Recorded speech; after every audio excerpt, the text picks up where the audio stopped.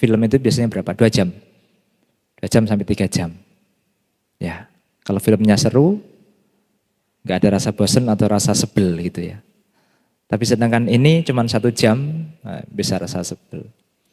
Justru ketika seorang pemeditator mengalami batin dan perasaan yang seperti itu, bahkan mungkin ibu bapak yang sering mengikuti retreat meditasi, misalnya 1 minggu atau 2 minggu, biasanya hari ketiga, hari keempat itu penyesuaian. Dan itu biasanya jenuhnya luar biasa. Kalau orang sekolah, jenuh itu yang ditunggu-tunggu. Orang sekolah kan ujian, ya kan? Itu yang menentukan Anda lulus atau enggaknya. Jadi kita tidak bisa menolak batin atau perasaan yang jenuh itu tadi. Karena semua itu disebut faktor mental di dalam batin kita. Faktor mental di dalam batin kita itu campur aduk. Ada yang baik, ada yang buruk, ada yang netral. Baik ya, salah satunya kita merasakan hal-hal yang kita anggap menyenangkan. Perasaan yang menyenangkan. Tapi biasanya kalau menurut Abhidhamma itu tergantung objeknya apa dulu. Bahkan orang psikopat pun bisa merasakan kebahagiaan karena memotong-motong orang. Ya, tapi itu objeknya adalah salah, caranya salah. Nah, di dalam kejenuhan itu tadi, kita bisa melihat bahwa realitas batin kita hanya terkadang tidak sabar. Kita hanya terkadang tidak mau melepas apa yang namanya anatta itu tadi. Kita maunya menggenggam erat. Ingat ibu bapak, kecenderungan daripada pancakanda kita. Mulai dari rupa kanda, wedana kanda, sanya kanda, sangkara kanda, winyana kanda. Itu satu sifatnya. Kecenderungannya itu melekati. Oh, saya kan maunya melekati yang membahagiakan, Bante. Hei, jangan kira yang tidak membahagiakan juga tidak Anda lekati. Buktinya ketika muncul batin yang sebel, yang marah, Anda terus bergumam di situ. Anda menikmati di situ. Maka sifat daripada perasaan, kalau menurut Abhidhamma itu cirinya satu, menikmati. Yang kita anggap membahagiakan kita nikmati, yang kita anggap itu tidak membahagiakan juga kita nikmati. Sering saya mencontohkan, misalnya begini. Kita memiliki teman dari SD dan dia itu suka membuli kita. Dan sekarang posisi kita sudah lulus kuliah, bahkan kerja, bahkan sudah ada yang berumah tangga. Tetapi ketika kita mengingat namanya si A itu yang dulu waktu SD sering membuli kita, batin kita, faktor mental kita langsung dibawa ke sana. Rasanya tidak enak, betul? Nah itu Anda sedang menikmati perasaan yang tidak enak tuh. Pengalaman-pengalaman batin yang tidak enak. Padahal kejadiannya waktu SD. Sekarang Anda sudah berkeluarga, mungkin sudah ada yang beranak 2, bahkan ada yang beranak 5. Ideal Bante ya, 2 saja Bante. Ya enggak popo. Ya. Yang terpenting Anda bisa menghidupi dengan baik. Itu Anda menikmati perasaan Anda sebenarnya. Walaupun itu objeknya adalah tidak menyenangkan.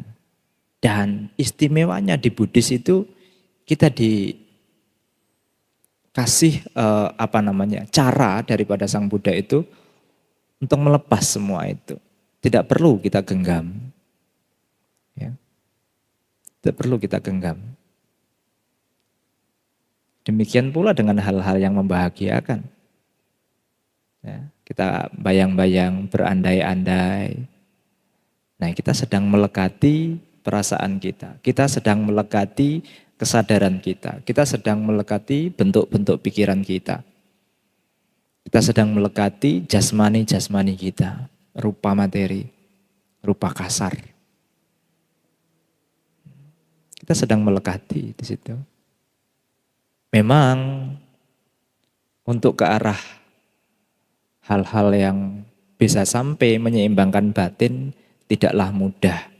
Tetapi selama 1 jam saya kira kalau ibu bapak benar-benar melihat ke dalam semuanya. Ketika Anda fokus pada objek, ya, itu nanti bisa ke arah samatha atau ketenangan atau konsentrasi yang tinggi, bahkan mencapai jana 1, 2, 3, 4. Tapi ketika Anda di situ melakukan perenungan di dalam Sabta Bhujangga, 7 faktor pencerahan, salah satunya adalah Dhamma Vicaya. Ketika Anda menyelidik ke dalam, menelisik ke dalam, itu Anda sedang melakukan Dhamma Vicaya. Tapi ada statement begini Bante, kalau kita mau merenungkan Dhamma, tetapi ketenangan kita tidak kuat, tidak kokoh, susah Bante. Selama Anda benar-benar menyelidiki dalam Dhamma itu apa untungnya, apa ruginya, berarti di situ ada konsentrasi itu. Kita sering mendengar bahwa di dalam histori Sang Buddha, ketika beliau mengajar sutta kepada para murid-muridnya, entah itu umat awam, biku, bahkan samanera, tak jarang kita mendengar ya, bahwa saat ceramah Dhamma itu selesai disampaikan, maka si biku atau si umat tersebut, mereka langsung pencerahan. Ada yang skala sotapanya, ada yang sakadagami, ada yang anagami, dan ada pula yang arahat. Mengapa setelah selesai mendengarkan Dhamma, beliau-beliau ini, murid-murid mulia ini bisa langsung tercerahkan? Karena mereka menelisik ke dalam, melihat ke dalam, menggunakan Dhamma Vicaya tadi. Ada di dalam buku itu ya, Sabta Bhujangga. Bujanggo Sati Sangkato Dhammanang Vicaya Tata, dan seterusnya. 7 faktor pencerahan. Salah satunya adalah menyelidiki Dhamma. Menyelidiki atau mungkin bahasa umumnya adalah menghayati atau apa bahasa-bahasa konvensional lainnya. Silahkan pakai, yang terpenting Anda nyaman. Jadi ketika Anda tidak bisa menggunakan satu metode, Anda tidak harus selalu sama dari situ, enggak. Ketika pintu depan tertutup ya ada kemungkinan biku belakang tidak terkunci, jadi Anda bisa lewat sana ya. Atau mungkin Anda punya kunci serepnya. Saat murid-murid utama ini mendengar dan setelah mendengarkan Dhamma beliau pencerahan, di situ ada apa? Di situ ada yang namanya konsentrasi, di situ ada perenungan. Makanya ketika setelah selesai mendengar, mereka tercerahkan. Kita nggak usah terlalu ngeden lah, tahu ya ngeden ya? Memaksakan diri di dalam satu objek tapi kita tidak nyaman. Makanya objek itu kan ada 40 kok. Anda bisa memilih salah satunya. Tapi yang paling mewakili di sini adalah nafas. Kalau tadi misalnya Anda bermeditasi berapa menit? 1 jam gitu ya. Anda bermeditasi hanya keluar masuk nafas saja. Kalau Anda menikmati hal itu, maka 1 jam itu terasa singkat sekali. Anda hanya merasakan masuk, keluar, masuk, keluar. Semakin dalam konsentrasi Anda di situ, maka Anda semakin terus ke dalam batin Anda. Menyelam ke dalam batin Anda, semakin dalam, semakin dalam. Anda tidak terbuai lagi dengan perasaan-perasaan yang tidak menyenangkan, kesemutan dan lain sebagainya. Tahu-tahu alarm sudah bunyi, oh iya ya, 1 jam. Karena apa? Di situ ada konsentrasi yang tinggi di situ. Ya. Dan orang yang memiliki batin yang seperti itu tuh tidak semua orang mungkin ya, yang sekali sama dulu kita waktu kita belajar ya, sama-sama diajar oleh guru yang sama, mata pelajarannya juga sama, tapi ketika keluar kelas, guru selesai, ditanya, ada yang masih ingat dengan baik, ada yang ingatnya setengah-setengah, ada yang tidak ingat sama sekali. Tergantung daya tangkap masing-masing orang itu tadi. Dan bagi orang yang bisa terlahir di zaman-zaman Buddha itu ya orang-orang yang luar biasa. Orang-orang yang memiliki parami yang sangat luar biasa. Enak ya Bante ya, bisa lahir di zaman Buddha. Ya enak, paraminya juga luar biasa. Maka dengan Selasa Kamis, jadwal meditasi yang diadakan ITBC, dan juga kadang hari Uposatha CE Cabgo, sekarang sudah aktif kembali. Ini adalah dalam rangka kami dari ITBC memberikan fasilitas dan juga dalam rangka mengembangkan sebuah benih atau menanam benih yang mudah-mudahan kelak benih itu menjadi akar pohon buah kebijaksanaan. Jadi dari akar pohon, batang pohon, ranting dan buah itu harus selaras, harus seirama. Tidak mungkin ketika akarnya akar buah durian, akar durian kemudian berbuah mangga. Kan sudah tidak konsisten. Jadi ketika Anda nanti mengidam-idamkan sebuah pembebasan, maka saat ini, hari ini, detik ini, Ibu Bapak sudah memiliki benihnya. Tinggal mengasah, tinggal merawat dan menjaga. Jangan sampai benih itu menjadi layu dan mati. Ya. Di dalam panca indera kita, Ibu Bapak sudah paham ya mungkin ya, kalau disebut dengan panca indera. Sering ya mendengar ya, panca indera. Indera sendiri itu apa sih? Oh teman saya Bante, enggak begitu. Maksud saya bukan itu. Bukan indera teman Anda. Indra tapi indria. Indria bisa banyak definisi tentang indria ya di dalam kamus bahasa Pali itu. Tetapi bahasa umumnya yang paling mewakili adalah kecakapan. Otomatis bisa dikatakan juga kekuatan. Itu. Contohnya misalnya seperti ini. Sudah tidak asing kalau manusia itu dari zaman kita sekolah sampai sekarang selalu diajarkan oleh panca indera. Kita memiliki mata, telinga, hidung, kecapan, sentuhan, dan di dalam Buddhis istimewanya ada panca indera batin. Ya, indera batin atau indria batin. Yang dimaksud indria itu adalah mata ketika syarat-syarat dan kondisinya itu memenuhi syarat, objek ada di dalam jangkauan mata, maka kita dengan otomatis bisa melihat bentuk atau objek yang ada di depan kita. Telinga, suara yang jauh sekalipun, kalau suara itu masih di dalam jangkauan telinga kita tidak mau mendengar pun tetap kedengaran. Misalnya pas saat tadi meditasi, tiba-tiba ini kan jalan tol deket ya, ada yang bunyiin klakson atau mungkin mobilnya ada yang kenceng gitu kan. Langsung otomatis kedengaran kan. Nah itu kekuatan indera namanya. Kekuatan indria.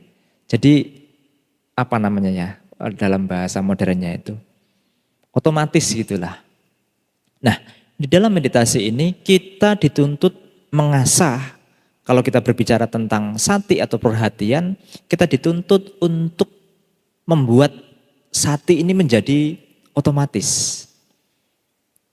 Kalau kita ngomong tentang keseimbangan batin, karena ada satindriya, ada upekindriya, ada 22 indriya itu. Nah, kapan-kapan mungkin bisa minta sama Bantenya untuk suruh menjelaskan satu persatu. Ya, tapi tentang indriya dulu ya. Selama faktor batin mental kita ya yang berhubungan dengan santi dan UPK tadi belum bisa otomatis, maka kita akan terus dipermainkan oleh kemelekatan yang berhubungan dengan pancakanda tadi. Kita terus dipermainkan, kita terus diombang-ambingkan. Kalau kita bisa mengotomatiskan satu saja, aktifkan satu saja, yaitu yang berhubungan dengan UPK, ini ada di dalam Indriya Bhavana Sutta, di dalam Majjhima Nikaya, sutta terakhir, ya. Ketika seseorang melihat objek dengan mata, di sana lalu muncul apa yang kita sukai. Di sana juga muncul apa yang tidak kita sukai. Di sana juga muncul apa yang kita sukai, apa yang tidak kita sukai.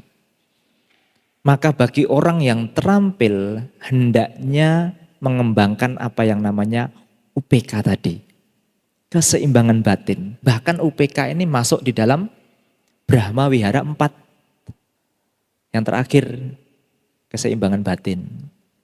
Kan ada cinta kasih, kasih sayang, metta, karuna, mudita, dan UPK. Cinta kasih, kasih sayang, rasa simpati, dan batin seimbang. Semua ketidaknyamanan batin terjadi itu kan karena kita belum membuat UPK tadi atau batin yang seimbang ini menjadi otomatis. Kalau sudah otomatis ya kita akan melihat sesuatu yang membahagiakan, yang menyenangkan, yang tidak menyenangkan, biasa-biasa saja, santai, damai. Hidupnya tidak terlalu ngoyo, tidak ngotot ya, tidak akunya tidak tinggi. Akunya sudah semakin terkikis. Maka dia semakin slow. Makanya ibu bapak, kalau Anda punya suami atau punya istri, ketika Anda omelin tiap hari, kok orang ini kok dulunya pemarah, sekarang kok semakin halus. Wah, jangan-jangan ini arahat nih, hati-hati loh ya. Hati-hati dengan istri dan suami Anda yang sering Anda omelin. Ya. Tapi memang seperti itu. Memang batin itu butuh yang namanya titik terendah. Makanya dia terus ibaratnya seperti kayak orang yang membuat keris butuh yang namanya bara api. Keris tanpa bara api maka tidak akan tercipta keris atau senjata atau pisau lainnya.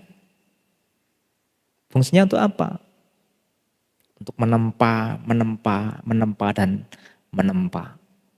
Sehingga menjadi barang pusaka yang bagus. Warisan. Sudah jadi warisan dunia ya kalau nggak salah keris itu ya. Batin manusia juga sama demikian. Saat Anda di sini 1 jam tadi, nah itu sebenarnya sama seperti keris tadi. Anda sedang ditempa selama 1 jam. Aduh ini kok gak selesai-selesai ya Bante. Waduh tambah ceramahnya panjang lagi. Manawa sudah janjian lagi. Makan malam ya terpaksa deh. Ya. Di dalam Indriya Bhavana Sutta itu Sang Buddha hanya berpesan kita dituntut untuk mengembangkan UPK. Upekindriya. Ya. Jadi indriya itu tadi apa sudah paham ya. Seperti mata, seperti sentuhan ini kan otomatis. Enggak ketika kita melihat mata, melihat buku kemudian sampai rumah baru merasa kan delaynya kan lama ya. Enggak seperti itu. Tapi otomatis ketika kita buka mata jret gitu ya. Ketika ada suara O kemudian langsung ketangkap O di sini. Ini kan otomatis ya. Tanpa jeda ya. Betul ya? Tio Bu. Nah kalau kita bisa memposisikan UPK seperti itu, ya kita tidak akan mudah terumbang-ambing oleh perasaan batin kita yang tidak menyenangkan. Bisa dipahami Bu Bapak? Hanya kita semuanya memiliki faktor mental itu kok. Satindriya, upekindriya, kita punya, semuanya punya, bahkan anak-anak yang masih kecil pun punya.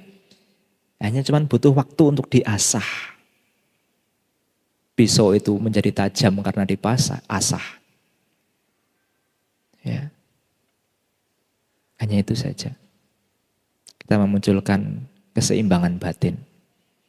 Nanti sutanya bisa dibaca sendiri ya. Ada di dalam Majjhima Nikaya, suta terakhir. Judulnya adalah Indriya Bhawana. Maka indriya ya itu tadi, kemampuan kecakapan otomatis. Bhawana adalah pengembangan atau mengembangkan. Nah jadi jelas ya, Indriya Bhawana. Jadi mengembangkan indriya, kecakapan otomatis yang berhubungan dengan keseimbangan batin. Orang marah, orang tidak suka itu kan karena memang masih terombang-ambing, aku masih melekati yang ini loh. Oh aku nggak mau melekati yang ini. Padahal keduanya sama-sama kemelekatan. Luar biasa nggak sih Ibu Bapak? Dhamma Sang Buddha itu luar biasa nggak sih? Hanya kita yang belum luar biasa. Dhamma Sang Buddha dari 2500 tahun yang lalu sampai sekarang masih luar biasa. Masih best of the best dibanding dengan keyakinan-keyakinan lain. Dibanding dengan ilmu-ilmu yang ada di dunia ini. Ya, terkesan mungkin wah agama Buddha agama kuno. Nyembah patung pakai lilin, pakai bunga. Ya jangan itunya yang dilihat, salah sendiri. Jadi kalau ada orang mengatakan bahwa agama Buddha agama kuno, agama berhala, karena Anda sendiri yang tidak memahami agama Anda. Kalau Anda mampu memiliki statement, oh kami Buddhis yang seperti saya misalnya kayak gitu. Mau ada patung kayak, mau ada dupa kayak, mau enggak kayak, mau KTP terlabeli agama Buddha atau enggak kayak, saya tetap beragama Buddha. Dalam artian mengembangkan dhamma di dalam hati. Itu dong. Jangan nanti ketika ke wihara, oh kok enggak ada patungnya, wah bukan agama Buddha ini, sesat lagi. Ke wihara lagi, oh kok enggak ada dupanya, kok dupanya kecil-kecil, pendek-pendek, wah biasanya kan dupa yang gede-gede, satu lengan itu, wah ini bukan agama Buddha nih, sesat lagi. Buddha tidak seperti itu, simple sekali Buddha itu sebenarnya. Ya. Jadi pahami ya Ibu Bapak ya, semoga bermanfaat. Mudah-mudahan tidak ada pertanyaan. Saya nggak ada masalah, saya nggak akan pulang, saya di sini, di wihara. Kalian yang mikir pulang. Ya boleh kalau ada pertanyaan satu atau dua. Mungkin cowok satu, cewek satu. Kalau ada, kalau nggak ada sih terima kasih sekali.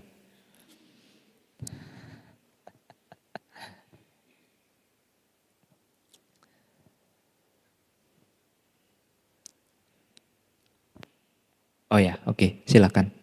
Bapak satu.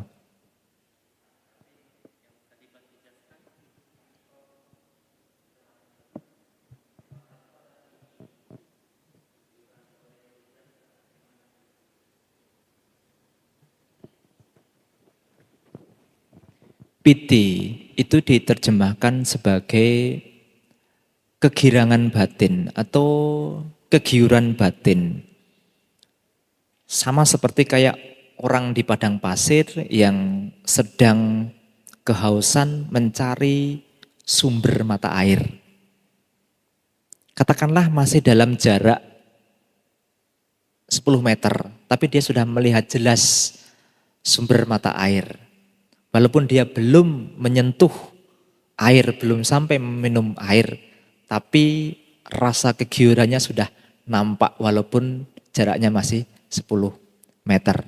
Bisa Anda bayangkan nggak? Ketika Anda di padang pasir, di tengah-tengah padang pasir, Anda kehabisan air, dan Anda sudah tahu, sudah pernah menikmati bagaimana itu orang yang haus kemudian mendapatkan air yang seger. Hilang dahaga, gitu kan? Nah, walaupun masih dalam 10 meter, tapi ketika di situ, oh itu di sana ada air. Seketika, walaupun Anda belum menyentuh air, dahaga pun sudah hilang mungkin. Betul ya? Nah itu rasa girang itu, itulah yang disebut piti. Bahagia sebelum menyentuh air itulah yang disebut piti. Contoh lain, dalam kasus dalam hal kebaikan misalnya. Di Indonesia ini sangat jarang yang namanya biku berkumpul dalam skala banyak, bukan skala bebek ya, banyak, bukan begitu ya. Tapi dalam satu wihara di Medan ini paling paling banter, paling banyak itu ya mungkin 5, 7, atau mungkin paling banyak 10 deh, tapi sangat jarang kayaknya. Tapi ada satu wihara membuat momen misalnya pindah patah bersama. Dan kebetulan yang datang itu guru-guru dari luar negeri. Nah, kalau biasanya biku itu hanya 5, 7, tapi itu kita bisa hitung sampai 20 bahkan sampai lebih gitu ya, 20 lebih gitu. Ketika Anda hadir di situ, kemudian Anda berpindah patah di situ, Anda bersyukur bisa ketemu momen yang selangkah itu, kemudian Anda bisa merasa bahagia, bahkan terkadang itu bisa membuat bulu kuduk berdiri, merinding, bahkan sampai ada yang bisa mengeluarkan air mata, itu piti namanya. Pernah nggak sih kita melakukan momen-momen kebajikan tapi jarang kita lakukan, tapi kita tiba-tiba di situ, kemudian kita bisa ikut andil di situ dan kita bisa memunculkan kayak nangis, tapi nangisnya bukan karena kesedihan. Ya, Anda bisa mengeluarkan air mata, tapi itu bukan nuansa kesedihan, itulah piti. Pernah nggak ya? Oke, hal yang paling menyentuh lagi kalau misalnya perumpamaan saya belum bisa ini. Anda pernah melakukan salah dengan kedua orang tua Anda? Salah satu deh, nggak usah dua. Nggak usah dua, satu aja. Melakukan kesalahan dengan papa atau mama gitu ya. Bisa dikatakan kesalahan ini ya katakanlah sedang atau berat gitu ya. Tapi beratnya nggak sampai yang bagaimana gitu. Berat katakanlah berat, tapi nggak sampai membunuh gitu ya. Berat. Pada satu momen, satu titik Anda merasa sadar, kemudian di situ Anda mengakui kesalahan Anda, ya tergantung kalau salahnya sama papa ya pengakuan sama papa. Pa, tanpa sepengetahuan papa selama ini saya sudah melakukan kesalahan berat. Ya dengan cerita yang bagaimana saya nggak tahu ya. Ceritakan, akhirnya papa di situ memaafkan. Nah, ada rasa timbul bahagia nggak? Itulah piti. Terharu, mungkin bahasa umumnya terharu ya piti itu bahasa konvensionalnya. Ada rasa haru di situ, gitu ya. Ada rasa bersyukur di situ, campur aduk pokoknya. Itulah piti, kegirangan, kegiuran. Bahkan piti lebih mungkin pernah ya kalau yang biasa mempraktekkan meditasi samatha itu. Kalau dulu saya sering mengalami tuh kayak ingat lagunya Ariel Peter Pan, kaki di kepala, kepala di kaki.